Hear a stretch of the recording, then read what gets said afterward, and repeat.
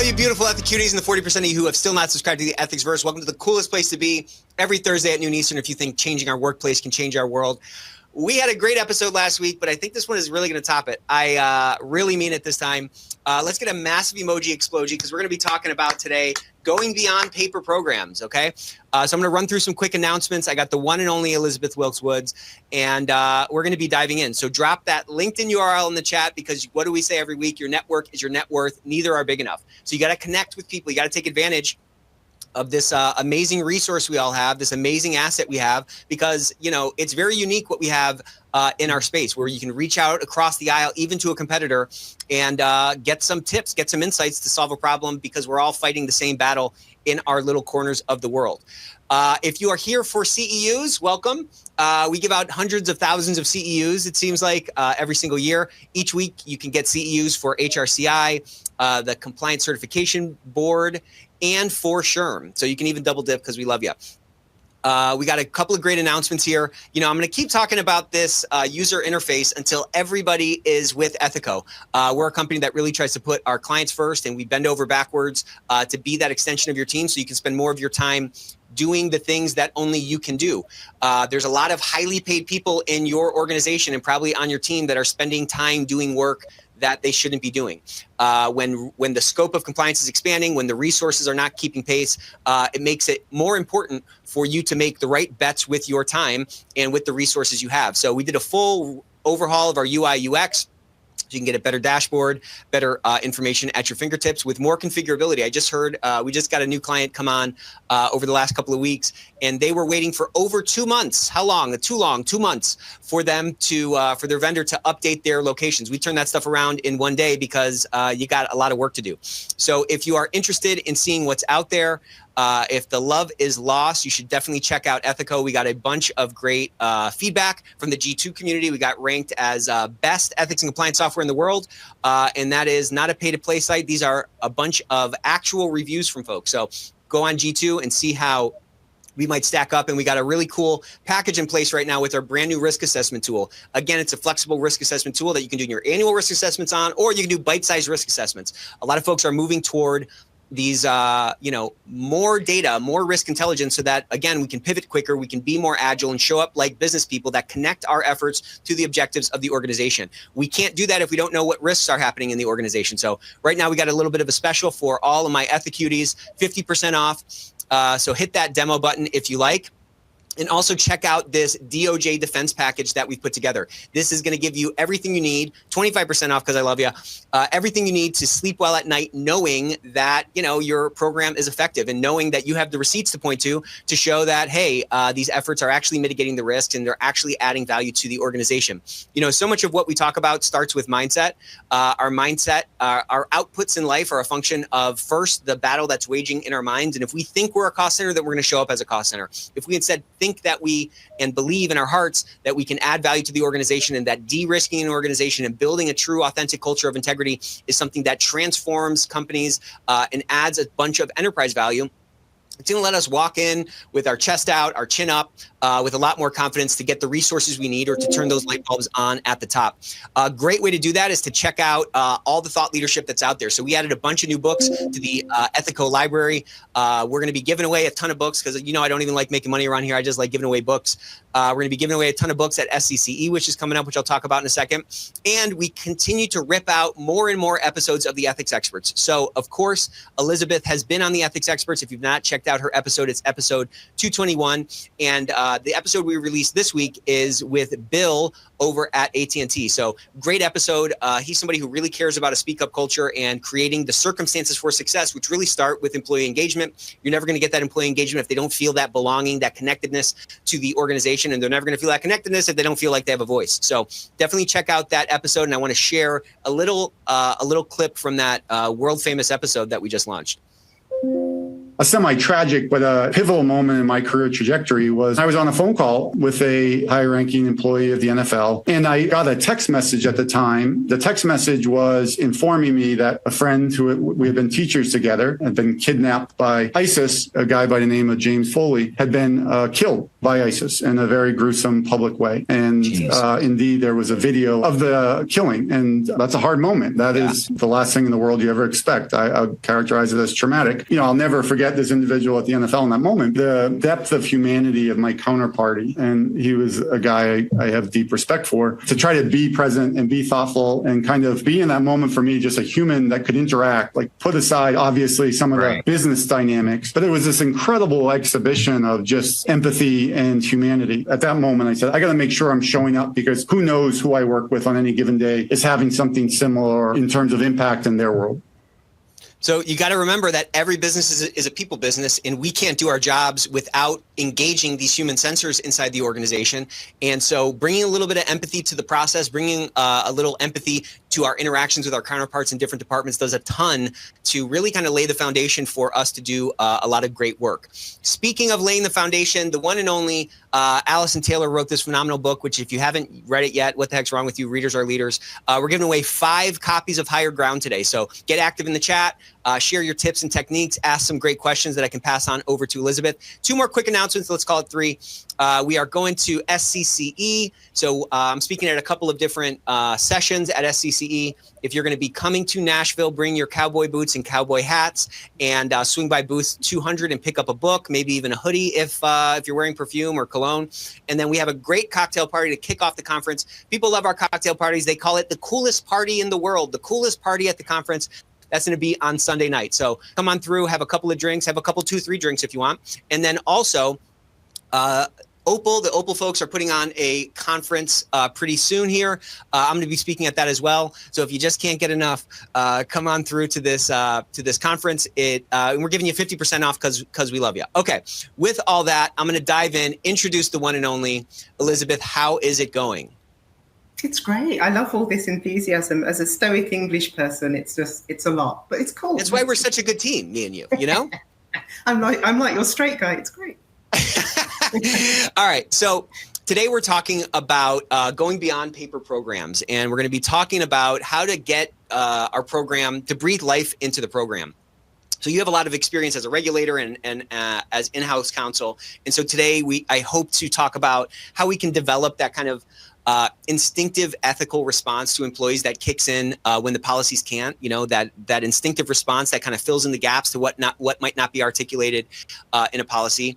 We're going to talk about a couple of practical scenarios and exercises to build this sort of ethical muscle memory so that when an employee comes across a situation, they'll kind of know what to do based on instinct, and how to really transform ourselves, which you've done multiple times throughout your career. Check out episode 221.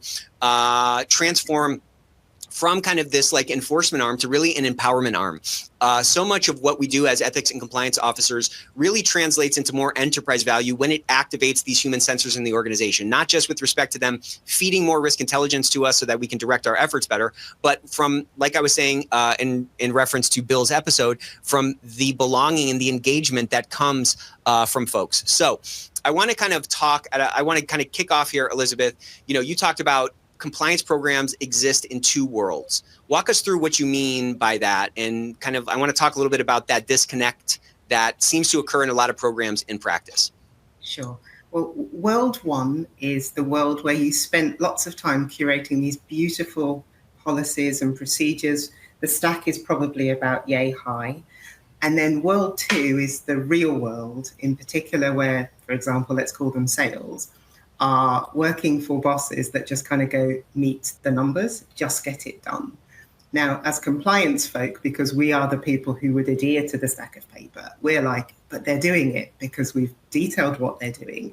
And when people do things that are naughty, it's because they didn't know better. And the real world is your papers don't mean anything because my boss just said, get it done. And an example of when sort of those 2 worlds collided was it was the first organization where I started to do compliance. And I remember the day that I fell into compliance, I'd probably like quite a few of your listeners, which was I was sitting in a meeting with the general counsel in the head office in London.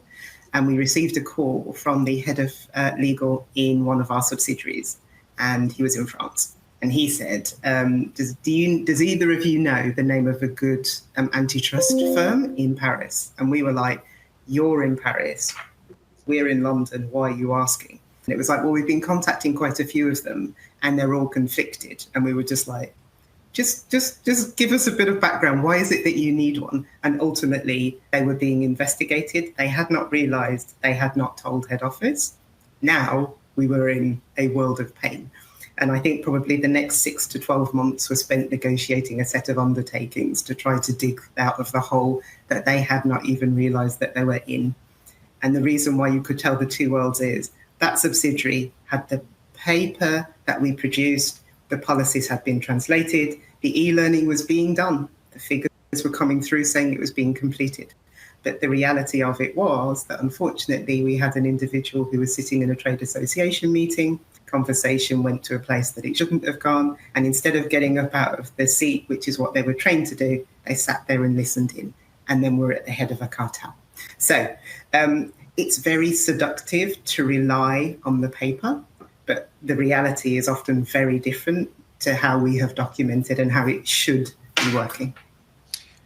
That instant, like, was that just a light bulb moment for you as you kind of fell into compliance, that there was this kind of gap, that like this kind of really articulated these two different worlds?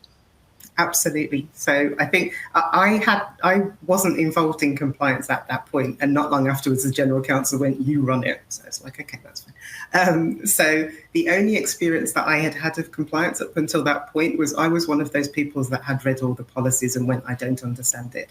I'm an antitrust lawyer, and I remember the 4 hours of mandatory e-learning on antitrust that every employee had to go through. And I think it took me 2 goes to pass some of that, even though it's what I do, because it was so complicated.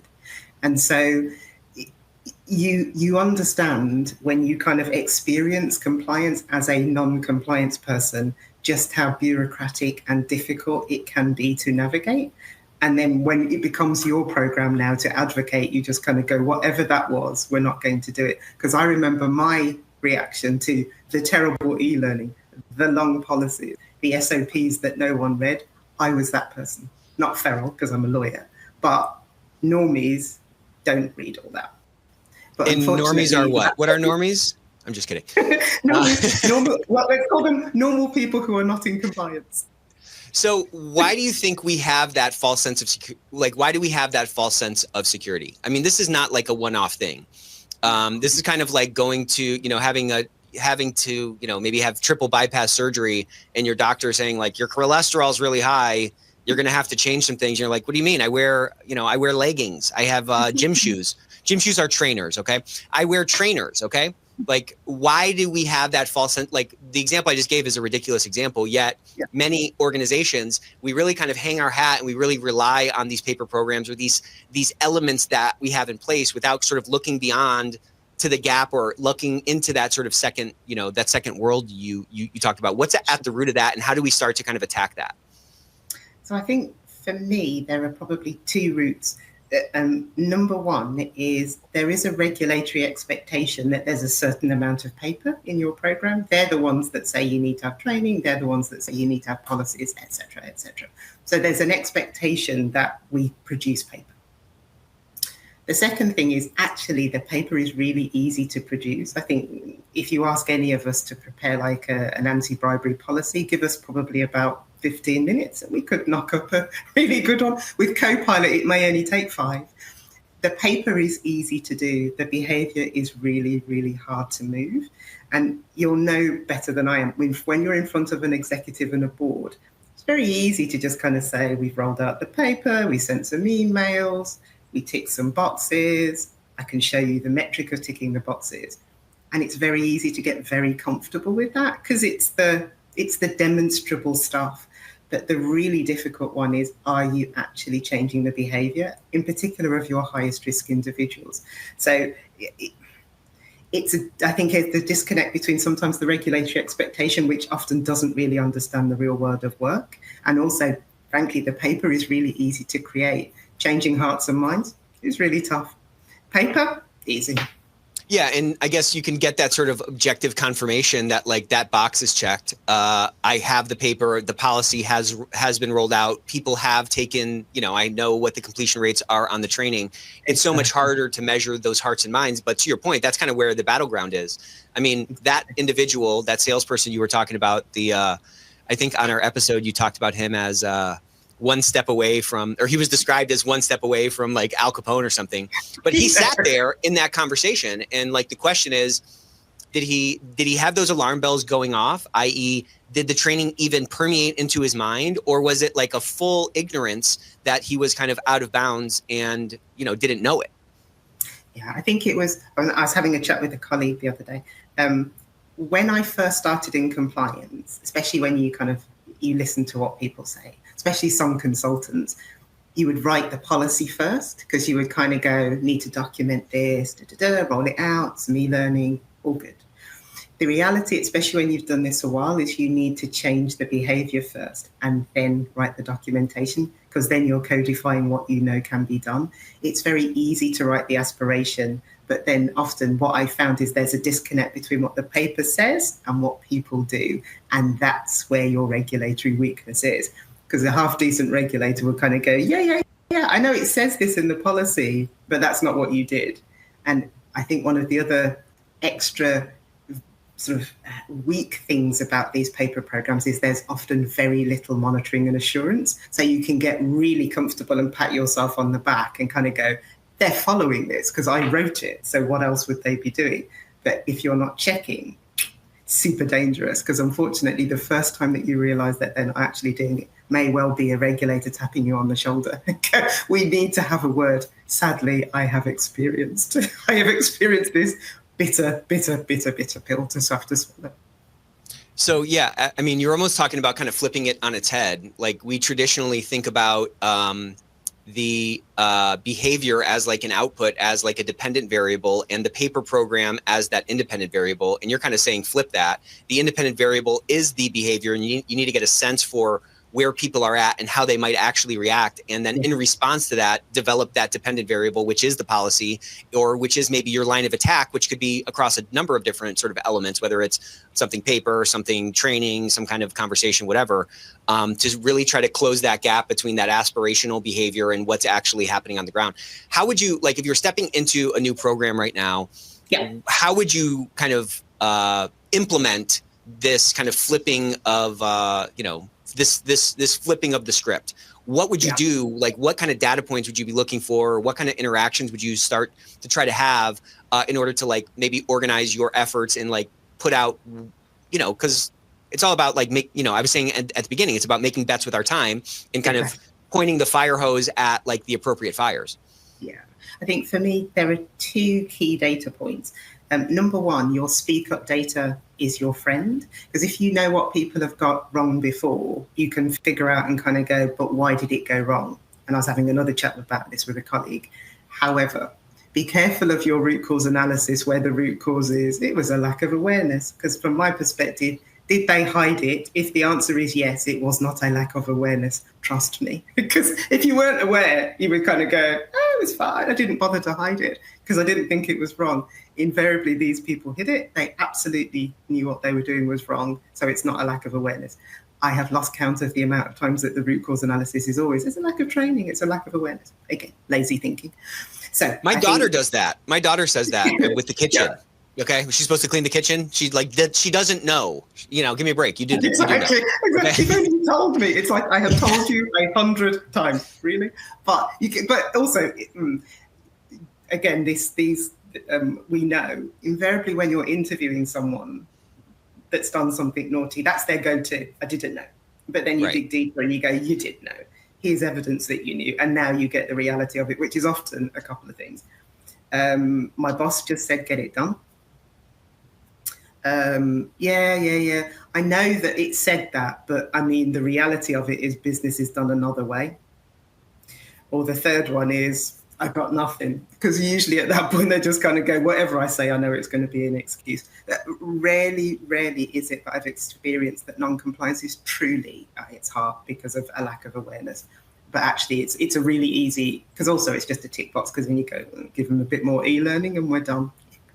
So speak ups are your friend. If you understand what has gone wrong in the past, you can kind of go, is it a behavioral thing? Is it a structural thing? Is it a combination of the two? Because especially if you start seeing through your speak up data recurring issues with the same teams and the same risks, this is where I would start first. Because also you've got a pool of information that kind of says we keep getting this wrong for a reason. So number one, that will at least tell you where to kind of look in terms of where the biggest kind of mess ups keep happening. Number one. I think the other thing is go and spend some time with the business, go and speak to people who have nothing to do with compliance and also nothing to do with legal. They will tell you the truth. They will go, because you're just going to go, so that compliance training, huh? And often they'll go, huh? Sorry, what training? Oh, that was terrible. I clicked through that as I was doing something else because it took me 15 minutes. I do it once a year and you make me. Or, oh, so, what was when was the last time that you had a look at our code? When was the last time that you had a look at our policies? Probably most of the time you just see an ever so blank expression, which is, huh. Nah. We like to believe that somehow our paper that we produce has mythical qualities, but our policies and procedures are often not that much better than if I wrote, Elizabeth is on a diet, not changing anything else in my behavior and hoping that in a week I've lost some weight. There's nothing magical in the paper, doesn't shift anything. Well, and it's so hard, right? Because we're under-resourced and, a code is a great example of that. To your point, you can't just write, people put so much into their code of conduct. People in our space, they put a lot of their heart into it. They really are thoughtful about it, or they're, vying for years to get some extra resources to do an uplift to their code because they know their code looks like it's written in Times New Roman in like a Word document from, 1997 or something like that. But to your point, just launching that into the world, it's not like if you build it, they will come, will actually, affect the actual battleground, which is the hearts and minds, those actual behaviors. So you're saying, all right, great. You come into a situation with fresh eyes, you have some kind of like primary evidence, so to speak, accumulated from interactions, from talking to people on the front lines to get a sense for where the organization might be at. You're looking at the Speak Up program, historical data to see if there's any like statistically significant or like maybe statistical like stability over certain issues that are happening over and over again. And you're using that to really build your plan on what you're going to address first with policies, with, trainings or whatever. Absolutely. The other thing that I love, and it's just because I'm a bit of a nerd and married to a software developer, find the most broken process that is a compliance process. If you can fix that and make it really easy for people to do it, and one of the KPIs that I like to track is time taken saved. So find a broken process, something that takes like 20 days to do, and make it a big priority to kind of go, do you know what, I'm going to get this down to 5 days, or I'm going to get this down to half an hour. Really, really work on it, but think like a marketeer. Don't think, I don't know, it's a gift register and, there's this process flow that goes like this, but rather think like Amazon, one-click ordering.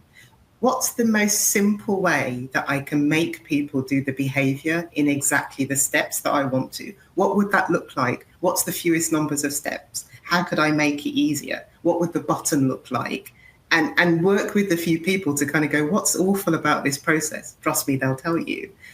Because if you can embed compliant behaviors within broken processes, the business will love you, not because it's compliance, but because you made their life just that little bit easier than it used to be. From your perspective, you can also give yourself a great pat on the back. Fabulous stat to quote to the executive on the board. They love it when you talk about removing friction from the business. And that's another really great data point, because now you kind of go, if they went in and came out, they went through the right way. That's just another set of people I don't need to worry about now. Now I can look for the people around the edges that are not going through this process. I mean, we could spend 2 hours talking about what you just said. So I'm going to slow down and let's just do that now. Just kidding. But that beginner's eye, that, bringing that like new lens to an existing process and rethinking a process, like you just described, does so much. Like you said, you get that buy-in, you make their lives easier, you get better process adherence, you get sort of less volatility in the particular process that we're talking about, which obviously, means more quality, less risk, whatever. And it's a very easy thing to start to quantify, and you can better speak that language to the board, right? Like time saved, you can multiply that across, what those people make times those, cost per minute or cost per hour, whatever.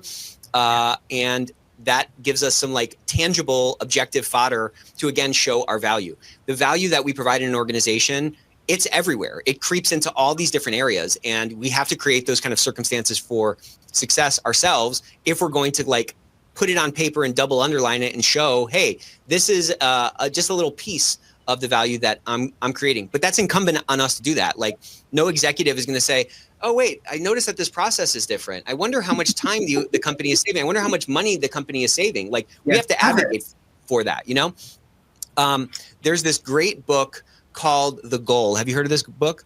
No. So this is like a famous MBA book. It's written by a guy named Eli Goldratt, I believe. And then there's also like a really cringy, crappy movie version of it on YouTube you can watch if you don't feel like reading. But in either case, the book tells the story of, it's kind of written as a novel, but it's meant to convey this thing called the theory of constraints. And so it's the story of a guy who's running a plant. His plant's going to get shut down because it's so inefficient. And the book is about his journey to drive more efficiency into the plant that is sustainable.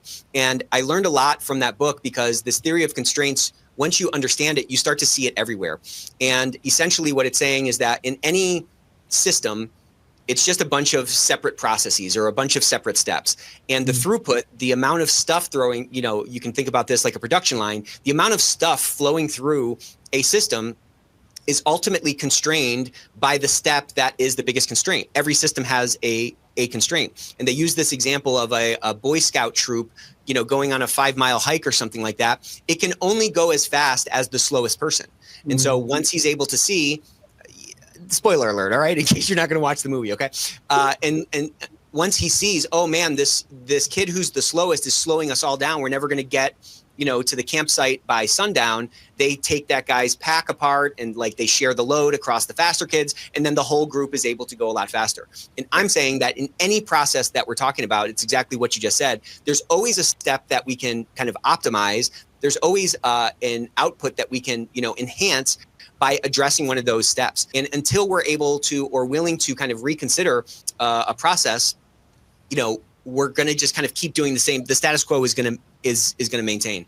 And I think once we start to engage in this kind of theory of constraints or continuous improvement or like system optimization thinking, it becomes, kind of to bring this full circle, it becomes increasingly easy for us to show our value and articulate that value to the business, because in many cases, compliance is still viewed as this like sort of bumper sticker on the car. That needs to be the nitrous in the engine that's helping the business run better, that's de-risking the entire platform and enhancing the enterprise value. So I'm just saying it's right there at our fingertips to start to like address those things. Yeah, and I think it brings me in mind. So I think it's both the weakness of compliance folk, but also our greatest strength. We are at our heart ethical people. If you were at a shop and somebody gave you too much money back, you paid something with a note and they gave you too much change, we are the people that would like go, no, take it back. Other people would just be like, you idiot, take the extra money. At our heart, we will do the right thing. We will, right. Even if the process is terrible, we are the people that would go through every step. The issue is, that's you. We're all clapping for that. Yeah. Thank you. The slight concern is it's really seductive to think that everybody is like that. And the reality is they are not. Compliance is a choice. It's a choice. We don't like to think of it because we kind of go, it's not a choice. It's what you have to do. No. Compliance is a choice. And if you imagine a supermarket shelf, sometimes you have the really sexy things, beautiful bottle, jar, some promotions. It's at the top shelf. That's like that's marketing and comms, sexy stuff. Compliance is like an old tin that fell over. The label fell off. It's dusty because no one quite knows how long it's been there. And it's sort of at the bottom in the corner. And we kind of go, have it, because it's the right thing to do. And we get surprised that people are like, hard pass, no thank you. We're a choice. And sometimes we're a really difficult choice. We are the hardest choice. We make compliance bureaucratic, complicated, long-winded, hard to understand. Standardization is your friend, just as you were talking. it's because I was talking about it earlier. Standardization is your friend, because if you can figure out, because look, most risks in our organizations are not novel. The novelty is when it will appear in the company, but there are not that many novel ways of doing naughty stuff. Let's say bribery. A bribe's a bribe. You maybe do it via a consultant or an agent, but at the end of the day, there's not that real novelty. But what you'll tend to find is the same risk will materialize. I work for a multinational in different parts of the world. If you can standardize it and make the processes easy to do, it feels like alchemy, because you can say to the business, you don't need it yet, but in 3 months' time, this process or this guide that I created will be your biggest friend. And then all of a sudden, in a couple of months' time, and they go, do you know what? I remember that thing that you said, and that guide was great. You go, it's because I'm amazing. But the reality of it is, if we can see the world as for me, the biggest difference is time horizons. But ultimately, it's like just a tapestry, and you just need to kind of learn how to read it. You can anticipate it, and you can understand. And standardization is your friend. The more that you can standardize it and take the time to think about the user experience, the more that you can anticipate, and you can be there ahead of the business. That risk materializing in the business. They think you're incredible. Take the win. The reality of it is, I was not going to do this 10 times. I'm going to do it once, and it's going to fit you all. All I just kind of go, it's ready when you need it. And they go, I don't need it yet. Give it time and you will. Now you need it. Right. We got a great question from Amanda, which we've kind of been talking around, but I'd like to kind of boil down what we've been talking about for the last kind of 5+ minutes into an answer to this question. So you ready? You're on the spot. Okay. Thanks for this question, Amanda. If you were dealing with a company that was entrenched in really formal documents that no one really understands how to apply, what would be the first step, or what would be the first steps you would take to start working toward a program that's internalized, understood, and actioned? Oh, so this is a program. There's some stuff in place, but we're not starting from scratch. How do we start to kind of breathe some life into these words on the wall or these books on the shelf? Great question. Thank you, Amanda. It's a very humbling stat. If you can go into, for example, your Google Analytics and have a look at the number of views of these terrible policies, this will probably be a very sobering stat that some of your executive and board have never seen. So you'll have these beautiful policies, beautiful procedures, SOPs. Then you just kind of track how many people are actually going into those. And remember to discount the people who are your own team, who are just checking that the live one is on there. So take those away. Then we can actually see that in the size of your company, actually, it's often a very, very, very small percentage of people who ever read it. Now, go and have a look at the sexy, exciting comms, marketing stuff that everyone goes to. Go and have a look at the videos that your CEO does, and then compare the traction and the click rate. And you can kind of go, our long policies are getting this many readers and this many clicks. The sexy, short stuff that's written in normal language, probably with some animations and videos and stuff, is getting this much traction. We need to change because we are not having the impact that we hoped. So I try to use data to kind of go, this is the effect that we're having, but this is the effect that we could have if we changed approach. Because often, especially changing policies and changing tone of voice can be very scary to seniors, because there is a comfort in the paper. There's a comfort in a policy that says, herewith, you are not allowed, you're really not allowed, and there's 5-10 pages that say that. It's very scary when you kind of go, I want to get this policy down to 1.5 pages, because they go, but what about all the things that are in there that are missing now? Yeah, but let's compare this much readership to this much readership. I think if I can get us there, we're having more of an impact. So I try to use the data as your friend, but don't use the normal functions that you would compare yourself with. Compare yourself with marketing, comms, the sexy, exciting people that get like thousands of views. That's what you want to try to aim for. What an answer. I feel like that deserves a massive emoji explosion, but that's just me. I can't do them myself. Okay. I want to talk about this thing that you said. You mentioned that like one of the most dangerous things is when a compliance person says, we got this. What are some of the warning signs that a program is just a paperweight? How do you start to see that show up? And what are some things that we might be able to recognize in ourselves that, this note we jotted down that lose weight is not actually translating into the scale moving? Exactly. When you buy, when the lose weight post-it note is getting dusty, but you keep realizing that you have to go up a size every month, it's just like, disconnect. I think if you've got a lot of paper, the most sobering thing is to really spend time with the business and to understand who your highest risk individuals are or teams and spend time with them. Talk to them about the reality of what keeps them awake at night and what does their boss truly care about, and you'll see the disconnection. You think it's going to be that they would say things like, well, if if only I knew how to declare that conflict of interest, said no one ever. It's like, my boss is on my back, I'm not making the numbers, my business unit, it's not doing so well, my team, there's a restructure.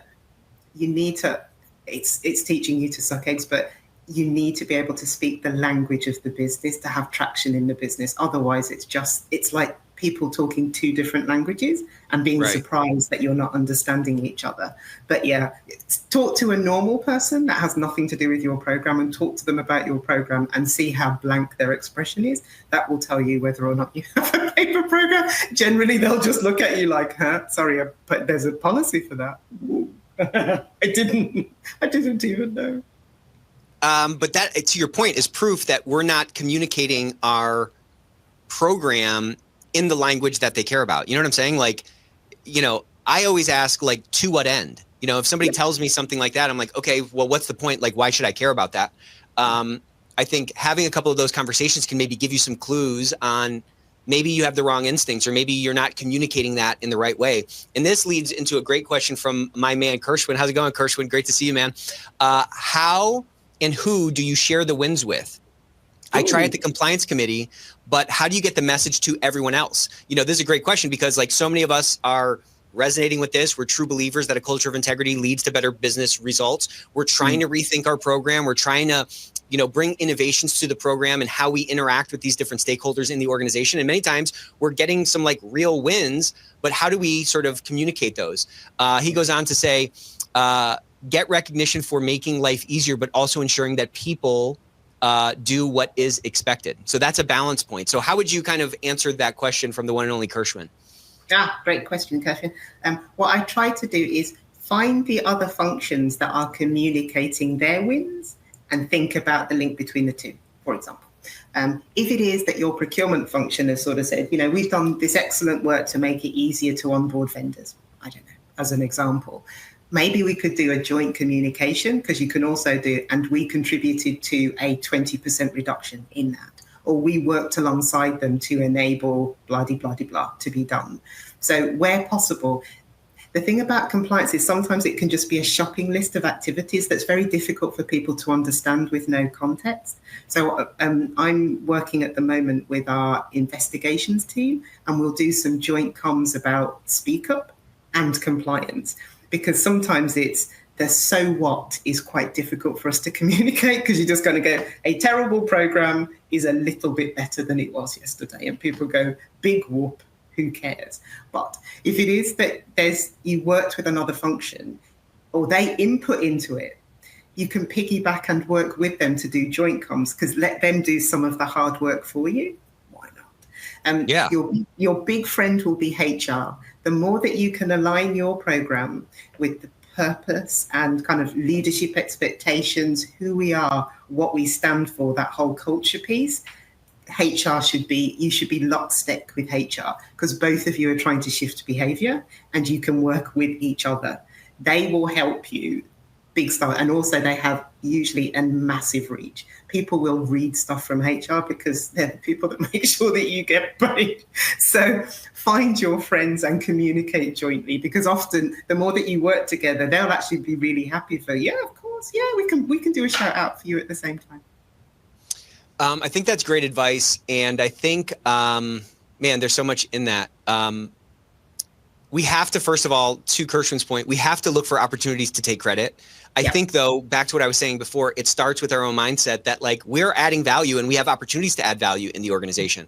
I tell some people that I speak with, a great place to start, if you don't really know where to start, is read the annual report of your organization. Or if you're, I've been saying this a lot lately, but even if you're a private company, find some of your public company competitors and read their annual report. You can start to see, you don't have to read the whole thing, but you can start to see in the risk section, which is up toward the front, what are these major risks? What's the agenda of the organization? What is the letter from, the chairman or the letter from the CEO?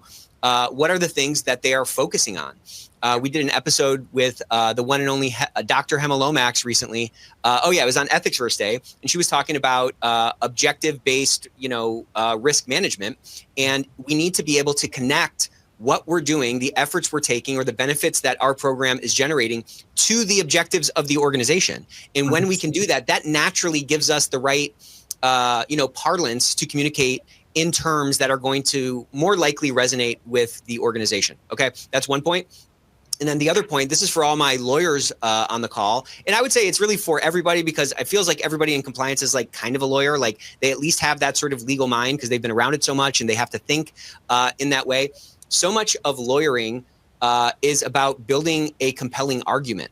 And so if you believe in your heart that a culture of integrity leads to more enterprise value, then thus there must be more value added throughout the P&L or throughout the operation, right? So it's really about just building an argument that's going to resonate with your jury, your audience, that takes credit for, to your point, the things that we are impacting. We're not salespeople. We're not doing demos, or we're not, selling big deals. Those are very easy to point to the value of, because those hit right at the top of the profit and loss statement. There's not a lot of argumentation that needs to be made to demonstrate the value of that function. There is a little bit more thoughtfulness that is required for us to show that. But again, if that value exists, if more ethical organizations do truly over time outperform their less ethical counterparts, well, that difference in enterprise value is something that we have to take credit for. We have to get creative in pulling some of that in. And again, piggybacking with other departments who we are working through, so to speak, is a great way to start doing it. But I think it first starts with us, A, believing that it's possible, and B, looking for opportunities for these process improvements or for this, enterprise value expansion that we're helping to influence, and really just having the confidence to bring that into the conversation, because we can't, to your point, sit back and just, kind of hope that somebody notices us sitting at the side of the playground to invite us into the game. We got to jump into the game, Exactly. Just another quick idea is, never let a good crisis go to waste. The value of the lessons learned is incalculable, but don't you talk about the lessons learned. Get the commercial line to talk about the lessons learned. Everybody loves a bit of hindsight. Everybody loves a bit of the what would we do differently. Use the commercial line to be your culture carriers. Use them to carry your message, because it will be so much more persuasive. I was doing some training with our IT department a bit earlier, and it was really important for me to have the head of forensic IT, because they've never seen me before, but they know who he is. So he's on the slide by my side with my little picture, and it's a joint training session. Even though it's a bit hard for us, sometimes we lack credibility. It's simply the reality of it. So use those people that do carry the culture. Use your commercial line. Use your senior leaders. Use them as your culture carriers. Get them to talk about the commercial value of it. Get them to talk about the amount of hours saved. They love talking about that stuff. Find your one of the best sessions that I ever did was with procurement leadership, and I kind of said, if you were naughty, how would you defraud the company? And when they realized that I was not kidding, it was the best half an hour, because they would we would do this and this and this. I didn't even have to ask them to talk about it. They were talking about it for weeks, going, it was amazing, compliance were incredible, and we were doing all this stuff, and we're going to now work with them to close those loopholes. So use other people to carry your message, because often they are more powerful than you are. Well, and two things happened in that exercise. You maybe you maybe had your eyes open to risks that you didn't really even have on your maybe natural list of priorities or biggest risks or biggest loopholes kind of out there. And you got the buy-in from them where they got to know you a little bit, and they said, oh my gosh, compliance is awesome. So now when you need to work with them, that pathway is kind of paved. You know what I'm saying? there's so much that can come from it. And again, we talk a lot about speaking the language of the business, or you have to know your business and so forth. That's not like an academic exercise. That is a people exercise. That is a relational exercise. And we have to get those insights, because like in my manufacturing days, all the best ideas on how that manufacturing operation should be configured, those lived on the shop room floor. That didn't live in the private equity, white-haired brains that were coming in 4 times a year. It's not. So if we can start to engage those folks, it can really help to direct our efforts so that we can make those better bets with our time. I love that. I love that idea. So the one and only Doug, how's it going, Doug? Great question from him. How would an effective hotline and or effort on a speak up culture reduce these non-paper incidents? Oh, gosh. Whoa. Great question, Doug. I think so I'm studying a PhD, and this is my bag. So often we think that the thing about speak up is if we could just communicate the number, just know the hotline number, then we've got it. But actually, it's really about understanding the culture of your organization. So for example, and I use this example quite a few times, use the people on the ground to really understand what's driving or what's hindering your speak up culture. So in most multinationals, some people will know that there are some countries that you never get a report from, like ever. And then there are other countries whereby everyone seems to use it as a channel. I don't like my boss, the toilet paper was too rough, he got more Kit Kats than I do, it's a speak up. Other jurisdictions, nothing. Now, we in the center in compliance could very easily just produce some comms and just kind of throw it out to them, but really spend some time and use the people in those markets to understand what is it that's driving it. So the one where you never get any speak ups, what is it? Is it that it's just a culture where people simply don't feel comfortable to speak up? Is it that they're speaking up elsewhere? Is it that they think that hotline, I have to have all the answers or I have to have all the evidence? One of the things that I think, and I like to standardize, but sometimes when it's really cultural, and speak up is so cultural, you really do need to get people to help you understand and how to navigate what's really driving that behavior in the company. And often it's very different from one market to another. So a really good example, Germany, for example, even if when you translate the materials, if you don't choose the right word for whistleblower, it has a negative connotation. I wouldn't get it. If I could put it into Google Translate, I would get the word right. But when you speak to someone there, they go, no, that's not how it should be said. Or don't say it like that because actually that's what we think you mean. Or actually, we would never do it like that. If you can understand and refine what's really driving the ability or inability of people to speak up and report, you can maybe do some tailored comms. But this is absolutely when you need to have people to carry that culture, because they will have the credibility that sometimes you do not. And never underestimate how scary speak up can be for some people, because in some cultures, the idea of speaking up about my manager, for example, as a woman, the idea of me reporting a male manager might be horrific in my culture, because maybe that's just not what I do. So maybe what I would do is instead speak to another woman about it. But without these understandings of these cultural nuances, it's very easy for us just to kind of go, hey, here's a poster, put up the poster, it's got the QR code with the numbers in, we're done. And then you realize that the numbers are just not, you're not seeing what you hope you would see. Well, I mean, I think, again, I'm like on such a mindset kick, maybe because I watched a motivation video this morning or something, but like, it really starts with what we think is possible. If you think there's only 1.5 reports per 100 inside your organization, that's like the industry average. Well, then if you get to 1.6, you're like, man, we're killing it. If you instead believe that there's probably 50 to 60 points of risk intelligence, like there's probably 50 to 60 reports per 100 existing in your organization, well, then that creates an order of magnitude more opportunity for us to get the right risks, get that right risk intelligence into this central risk brain. And I think we can't do our job without that input, right? We need that first and foremost. And we can't have confidence that we're spending our time and our resources on the right things without something to kind of falsify. So we need that sort of fodder to like, bounce our ideas and our efforts up against. And I think when we can really understand that there's a ton more risk intelligence out there than what we're getting, then again, back to your point of like looking at a system, what's the constraint on that system? There's 50 available, we're getting 2. What's the constraint on it? Well, the constraint on it is some kind of, it's maybe cultural, it's some kind of self-preservation thing that's preventing these human sensors that are seeing something that is probably resonating inside of them as like, that's not right. There's a red flag going up. There's something preventing them from raising their hand. So it's probably, think back to Maslow's hierarchy. These could be great for your PhD if you want to take some notes. Just kidding.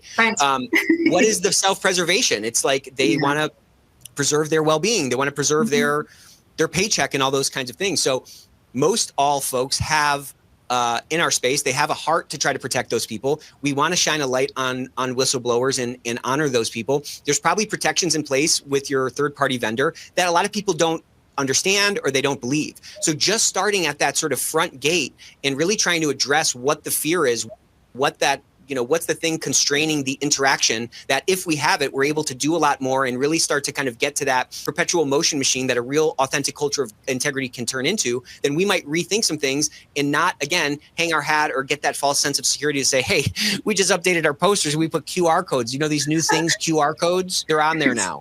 That's not enough. Exactly. So I love that. I love everything you just said. Thank you. I think the other, and I just thought of a super low practical one, is to the extent that somebody has spoken up, and I forget myself, is what prompted you to speak up? Why did you speak up? So often we don't do it because we get fixated on the investigation, closing out the investigation, how quickly was it done? But just that human conversation, even if it's at the end when it's all done, what prompted you to speak up? How often had this happened before you spoke up? And that will probably curl your hair because they'll probably go, I saw it 10 times, but the 11th, that was when it was. Because so often we kind of go almost like an automaton, see misconduct, report. Ignore. It just doesn't happen. See misconduct, see misconduct, see misconduct, see misconduct. Think about it, talk to a friend, talk to another friend, talk to family, talk to spouse, now report. We don't even bother to ask what prompted them. We don't bother to ask how often it happened. We don't bother to ask is there anything that we could have done that could have encouraged you to report earlier? We don't ask these questions. We have these whistleblowers, but they are a mine of useful information, but we don't think to ask. Yeah, and you get great insights from them by just bringing a little bit of empathy. Asking that question gives you great information. But how about just a thank you? Thank you so much for being a culture carrier. Thank you so much for speaking up. Whatever, like we have to treat them like human beings. They're human sensors. If we need their participation for our job to like be successful, we have to recognize that these are, to your point, they're not automatons out there. Exactly. There are people in your organization that want to improve. We're built to leave the world better. Listen to what Chrissy said here. This is I love this idea. Consider this stolen, Chrissy. We created a Mythbusters training because so many people did not understand how the hotline worked. People have all these assumptions. Are you tracking my phone number? Are you tracking my IP address? All those things set off that self-preservation, muscle that like we all as human beings are wired with. And if we can overcome those things and we can pave the way again for more of that risk intelligence, it's really this is not a linear thing. This is like a logarithmic thing. Like the level of participation that, you're not just going to eke your way up to the 50 reports per 100. You can skyrocket to that. And again, that can seem, scary and overwhelming if you have a very manual process, but like we have to make headway. And if we're ever going to like really hit this tipping point or this pivot point that our industry feels like we're at, the point on, like the next 10 years, I've been saying this a lot lately, but like 10 years from now, ethics and compliance can look very different. And the way it's viewed inside of our organizations can look very different than the way it looked 10 years ago. But it's going to take, to your point, it's going to take us engaging in a little bit of a different way. It's going to take us rethinking how our programs work and like what's stopping us from moving forward. One last point on this, maybe because I'm on my 4th cup of coffee, or maybe because I was really kind of reminded of that book, The Goal. But the nice thing about the theory of constraints, and again, this multi-step process that is any system, is that small tweaks to that constraint can open up a ton of throughput. So there's probably a couple of little things, again, with that example of that Boy Scout troop, they identified the slow guy and they were, all they did is everyone took an extra pound. Everyone took an extra pound out of the pack, and then the whole group was able to move almost twice as fast. So in any complex system, small tweaks to that point of constraint can have disproportionate output on the throughput of that system. So some of the things we're talking about might seem, oh my gosh, that's so far away, but small tweaks to what we're doing can really unlock a lot. I love that. Yeah. All right, how are we doing on time here? Okay, yeah, we got a couple more minutes. Cool. So, yeah. So on our episode, you were talking about this junior employee who like turned down escalating bribes because in their gut, it didn't feel right in their gut. How do we kind of systematically build this instinct throughout the organization? Is it merely giving people pictures of like bad scenarios, more and more of those sort of incidents in the top of their mind so that they can recognize those more? How do we sort of standardize this like gut instinct to occur in a more sort of frequent rate? Yeah, I wouldn't say that I have the answers, but I'm trying my very best. The more that you can, there is something about people, which is we really like to consider that we're the hero in our own story and of our life. And therefore, the more that you can kind of go, you can do it, you got this, the more that you can advocate and you can really big up those people that did the right things, especially those people who didn't do it because it was in the policy, there was an SOP, but did it just because it just felt like the right thing to do, or that's just not how we do things around here. Those are the quotes that you want. Those are the quotes. A colleague in my team was sort of talking, and I'd love to do it, which was she worked in a company and they had their tagline, which it starts with you. And essentially they had a badge with a mirror that says it starts with you. The compliance program almost is not us, it's them. Say, 100%. You got this. I know you can do it. I know you can be better. Listen to this guy. He did it. It's not about the policies and the processes. It's about those people who just kind of go, just didn't feel right. Don't even know, didn't even read the policy. It just didn't feel like who we are as an organization. Bottle that, quote them if they're okay with you sharing it. Advocate for those people and just kind of go, this is who we are. And hopefully the right people would just kind of go, if he did it, if she did it, I could do it too. And everything that we do is around putting those people on the pedestal, because that's the program, not the paper. It's them. It's the ones that would do the right thing regardless of what we wrote in the policy. Yeah, it's not, I love what you just said. It's not the paper program. It's influencing people to act or create the circumstances for a higher propensity of those actions to correspond with that paper program, that ideal that is captured in our code or captured in our policies. And we can't, to your point, this is how I do it. I just kind of re-say whatever my guest says, particularly you. But like, we have to show examples. We have to show and like influence that like we are a different kind of a company. This is how we do things here, because all the human sensors in our organization are a bunch of pattern recognition machines. And if an instrument feels, sounds out of tune, we want them to notice that and say, hey, there's something kind of wrong here. But they need some examples, to your point, of somebody who spoke up. They need some examples of this right behavior, or they need some examples of like even how things went wrong. To your point about never letting a crisis go to waste, there are crises happening everywhere. You don't have to just point to something within your own organization, but it's on us to sort of build the mythos of our organization. And if something went wrong in our industry, or if something, God forbid, went wrong inside of our own company, we can use those as stories, because human beings are wired for story. We can use those as stories to be defining moments in who we are and who we aren't. If we're not clear on like where the lines are of our culture, or the lines are of what's in bounds and what's out of bounds, then people are just going to kind of wander where they wander, and then we're just going to be in reactionary mode to what to when somebody steps over a line that's already been kind of dusted over. It's on us to like clear those lines out and reiterate over and over and over again what's expected, how we do things, and so forth. And again, that buy-in, it happens little by little and then all at once. And it can be this sort of self-sustaining thing that can really make our jobs so much easier, and make it so much easier for us to point to the value that we're helping to influence. And I think it's also why you don't, and it's an unintended consequence of the paper program, because you put so much effort in codifying and writing down the law in the most minute detail. Look, there's no policy that I could write that would cover all of the shenanigans that somebody who wants to do wrong would do. Even if I wrote down, here's the 100 things not to do, they'd find the 101st. You didn't write it down. So almost you don't want too much detail in the policy. You want to kind of go, or not ignore the policy, but it's not about that. It's about the decisions, the actions that you take every day that is in line with our purpose, our value, and who we are as an organization.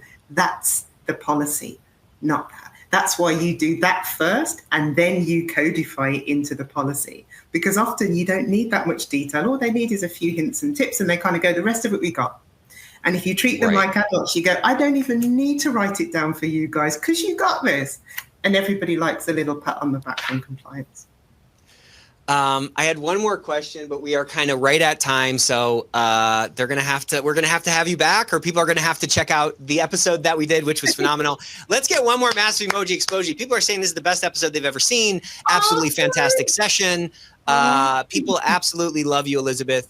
So thank you so much. Definitely connect with Elizabeth on LinkedIn. Her LinkedIn should be on the side of the console there. Of course, connect with me. And we got another great episode for you next week. So invite your friends, invite your team, spread the word about this thing, because the more people that we have as part of this community, the more ideas we're going to get, the faster we're going to be able to make that impact inside of our organization. So if you're frustrated ever in your job, it's a tough job. Of course, you're carrying the weight of the world on your shoulders. Just recognize that you're not alone. This is at least a place that we can come together each week and get a little shot of motivation to go and change the world. The world is ours. Okay. We'll see you guys next week. Love you all. Bye.